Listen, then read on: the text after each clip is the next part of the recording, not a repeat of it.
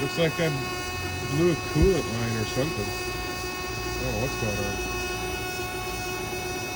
It started, something happened, it started sounding like better, and I thought something was, I don't know, but now obviously started smelling something, smelling the coolant, and then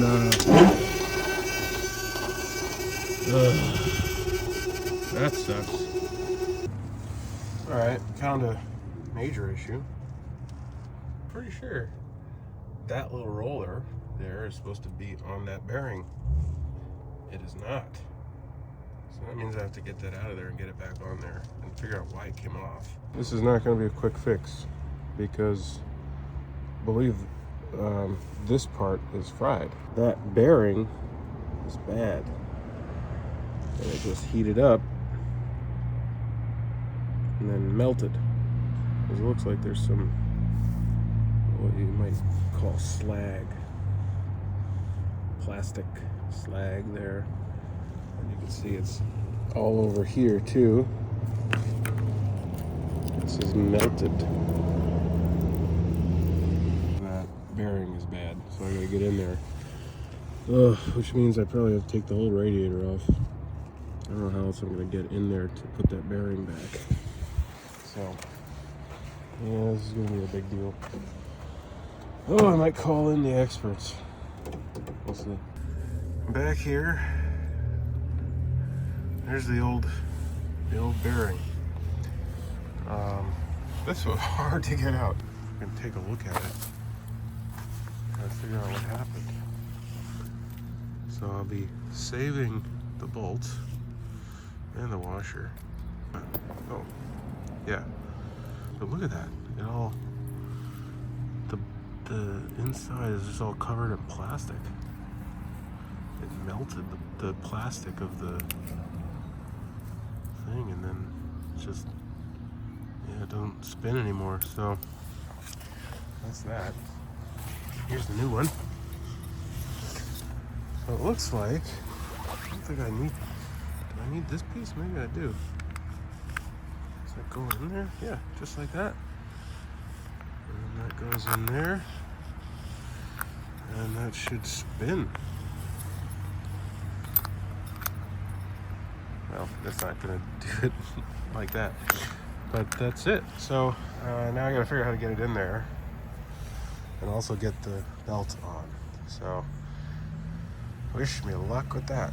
Most of these things, you got this little latch here. You open that radiator. Ideally, this would swing out also, but it doesn't. I was told that it should, and I think that in most models it does, but this one doesn't. And this thing is just sitting in here. There was this little bracket thing that goes in there. So you'd think that these pieces would come off so that you could just pull this out, because you should be able to pull this whole radiator right out. Disconnect this hose here and pull the whole thing. It doesn't do that. It doesn't do that because these are bent steel. It's just angled steel here.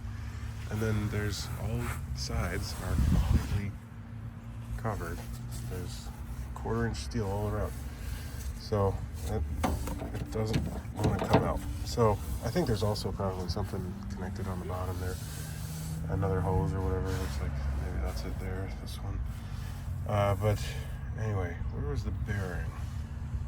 Right there. That's where the bearing was. So it was real hard to get in there. I turned it on for a second to lift the arms. Got the safety. And that definitely made it a lot easier. I don't think I've been able to do it without lifting the arms. I started taking all this off. I was going to take this whole piece out. There's 3 bolts on either side holding it on, but that last one, I just can't get it. There's no way to get into it. It's not even tightened all the way because you just can't get to it. Best thing that I can think of is get a Dremel in there and just slice it off. Okay, I had to grind that last bolt out of there. There's no way I could get to it. Poor design. I expect better, John Deere. So yeah, so I grind that out. It's still having a lot of trouble because it's really making it hard to swing it out of there. So there, you can see it connects right on the bottom there. But this might be enough room for me to get in there, get what I have to get in there, that belt. So at least I can get my hands in there, sort of. I got enough of the diagram there. I can't touch it because it'll start flaking away. But that's the diagram of what the belt's supposed to look like. So hopefully I can get it in there. I bet there's something I'm doing wrong with this, but I couldn't tell you. Alright, so I got this all set up. It's all good. The only thing I don't have is that bolt there tightened. So I hand tightened it, so I'm going to have to get in there somehow with a wrench. But in the meantime, the belt has to go around there, and that guy there is the belt tensioning pulley, and it moves. So you can see, watch, if I pull the belt, it moves just a little bit. So that's how I'm going to get it from here to be pulled around this bolt pulley. But in order to do that, I've got to get some leverage. So I'm going to use a strap like that, wrap it around there where my finger is, right here, and just lean back, and then it should pop right into place. So we'll see. And it worked. So the only issue now is that that's kind of stuck in there, but just gotta wiggle it out of there. I really had to pull it to get in there though. A lot of force. There's a tool that right in there, if you can see, there's a little tool like that. It's got a little square head, and imagine there's a big long lever that you can pull to move that tensioner there, but I don't have that tool. So all right, I got it all done.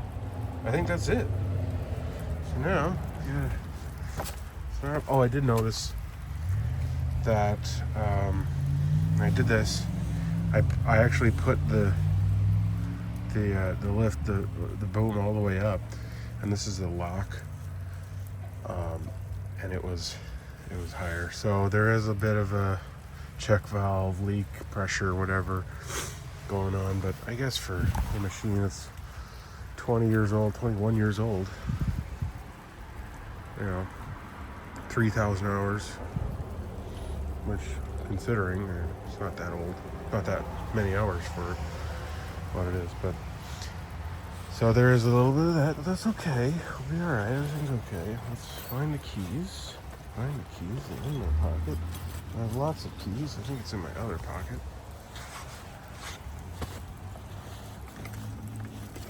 Yep. Okay, got the keys. John Deere key.